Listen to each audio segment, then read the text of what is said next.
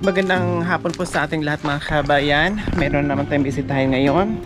No, napakainit po mga kabayan, pero ito sugod pa rin po tayo para tuloy-tuloy po yung ating pamamahagi ng biyaya sa mga kabayan natin. So ito po mga kabayan yung ating pupuntahan. Hello! Good afternoon! Kumusta kayo dyan? Ha? Mabuti. Mabuti. Anong pangalan? Marilis Padilla. Marilis Padilla. Marilis Padilla. Kayo si Ate Marilis Padilla. Nasaan si Mister at mga anak niyo po? Wala po si Mr. Da sa bukid po. Ilang taon ka na? 30 po. 34. Anong nangyari dyan sa tainga niyo? Biglang tumubo po ng mali lang po to ng pang-apat po yung anak ko. Lumaki na po. Patingin na ako. Ang laki no, grabe. Mali Bakit? lang Anong to, nangyari? malaki. Matigas ba? Matigas. Pwedeng pahipo. Matigas siya no. So mga ilang taon na yan Ate Maris? Matagal na po. 15 na po yung pang-apat ko. 15 years old. Mhm. So sabi nyo ay noon napansin nyo parang Oo, parang buko na maliit maliit lang o parang nunal, Opo. parang tawag nito parang Tagyawat lang. ganon. Lumaki na. Mamula-mula siya. Tapos ano nangyari, bakit lumaki na ganyan? Oo, lumaki kasi nag-patch up ako. Walang pera, okay na daw, walang pera, kaya hindi na pagamot. Noong maliit pa, nung napansin mo na maliit pa at unti-unti siyang lumalaki, dapat nung hindi pa sana ganyan kalaki, nagawa nyo ng paraan, napa-check up sana. Kailan nyo huling pa-check up? Tagal na. Mga ilang taon na? 10 na yung anak ko, pang-apat na yung pang-apat lang to eh. Ibig sabihin nung maliit, Oo. pina-check up Oo, nyo? saka pinatik nila ako ng gamot, buntis nun ako, kaya hindi ako na ano. Hindi ko- So napa-check up mo pala nung maliit pa yaan. Tapos dapat merong iinuming gamot, kailang hindi rin nagtuloy-tuloy at nagtuloy-tuloy yung laki, hindi kayo makainom-inom buhat nung buntis kayo. Oh. Dapat pala nagsakripisyo muna, hindi muna nagdagdag no. Yes. Para yon muna sana ang inaasikaso. Para matanggal, hindi sana sasapit ng ganyan kalaki. Lumaki ng lumaki. Anong pakiramdam mo na habang tumatagal, lumalaki ng lumalaki? Anong pakiramdam mo dyan? Minsan napapaisip din ako, natatakot sa mga anak ko, maliliit pa. Naiisip nyo, bakit natatakot kayo? Pagkabigla akong ano, maliliit pa yung mga anak ko.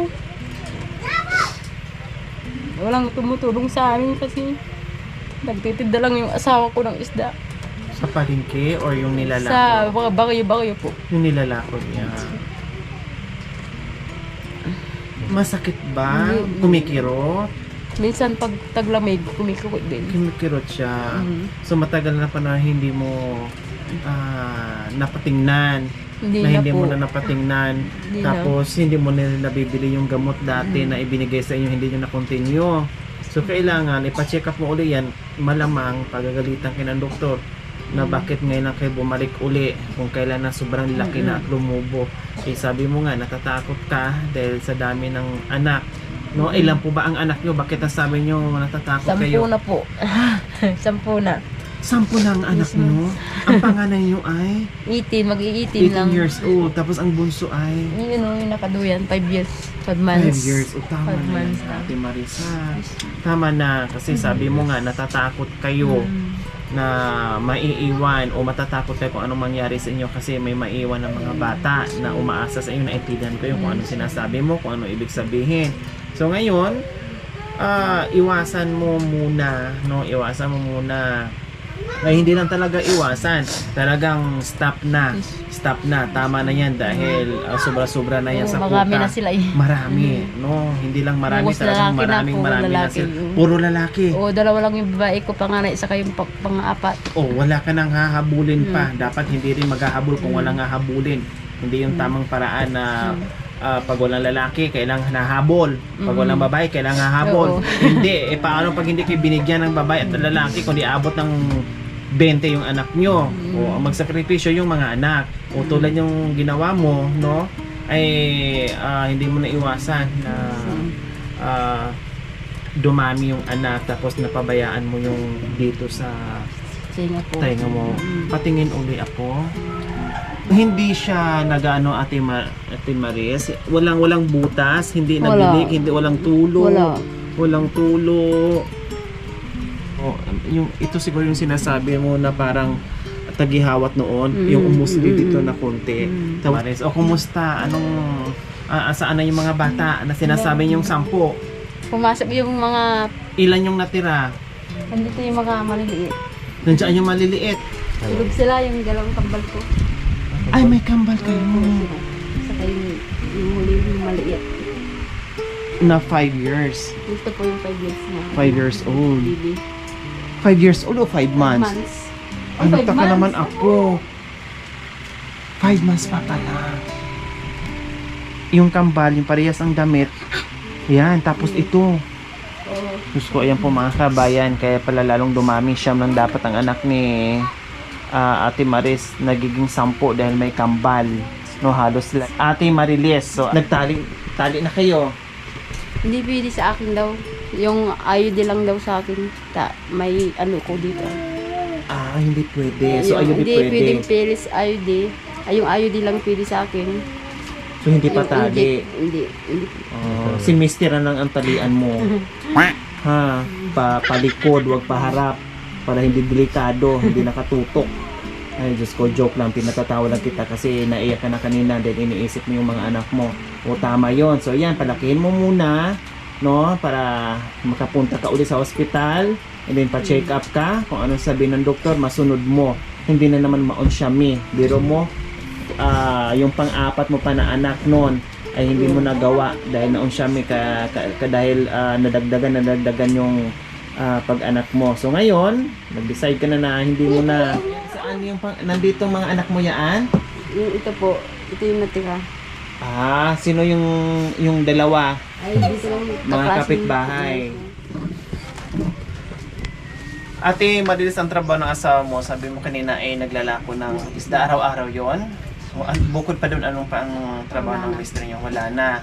Kayo, ano naman ang trabaho Sa niyo? bahay lang po. Nag-aasikaso ng mga bata. Natingga kayo sa bahay. Dahil hindi biro yung obligasyon din na hinaharap niyo araw-araw dahil napakarami nila. Ilan ang nag-aaral? 4 po. 4. High school. Talong high school sa kadalawang elementary 5 po sila. Tapos, bali 6 pa ang hindi nag-aaral. Yung mga maliliit na natira. Ilang taon ka uli? 30 po. 34 lang. 34 years old, 10 ng anak mo. Ilang taon ka nag-asawa? 18. 18. Hindi bata, pero 18, 19, 20. Taon-taon, parang taon-taon ka nag... Oo. Parang palipas na ako ng 1 taon. 1 year pagitan, 1 year. banat agad. Grabe no, nagulat ako. Kala ko 44 ang dinig ko kanina. Yung pala 34 years old ka. Nakasampo ka agad. Ngayon kung hindi mo kukontrolin talaga kayo mag-asawa, talagang aabot ng 20 yan. Ate Marilis, dahil 45 or 44. Ano po sa bebe, pwede pa, di ba? Okay, ganun pa man, no? Binayayaan ng maraming anak. At importante doon, masipag naman si mister mo, no? Kahit papaano, nakaka-survive at nakakapag-aral yung mga bata. Kailangan talaga magpursige, dublikayod si mister para mabigyan ng magandang kinabukasan yung mga anak. Sa nagbububong ng mais. Yung Asawa ko pag nagbububong ng mais. pag walang Tinda. tinda, nandiyan sa bukid. O lahat gawin. Lahat suungin, mainit, mahirap, no? O mabigat na trabaho. Basta ang importante ay mayroong maiuwi sa pamilya niya at may makain. Dahil hindi biro na ganito ang pamumuhay sa buhay na magpakain ka araw-araw ng 3 beses. No, hindi lang magpakain ng 3 beses sa araw-araw, magpaaral ka pa, no, magpadamit ka pa, no, plus pagkain pa sa araw, sobrang laking obligasyon 'yon. No, kaya kayo ay umiyak kanina, dama ko ang hirap ng buhay. Kaya wag mo nang dagdagan, tama na. No, okay, sa tanghaling ito, meron kaming surprise sa inyo, Ate Marilis.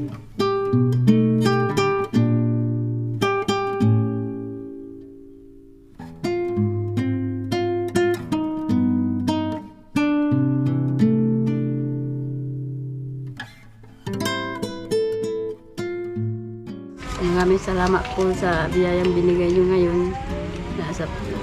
para sa mga anak ko to. Maraming salamat po. Okay, walang anuman, Ate Marilis. Maraming salamat po muli sa ating walang sawang pagmamahal na mga sponsors mula noon hanggang ngayon na patuloy nakikiisa, no?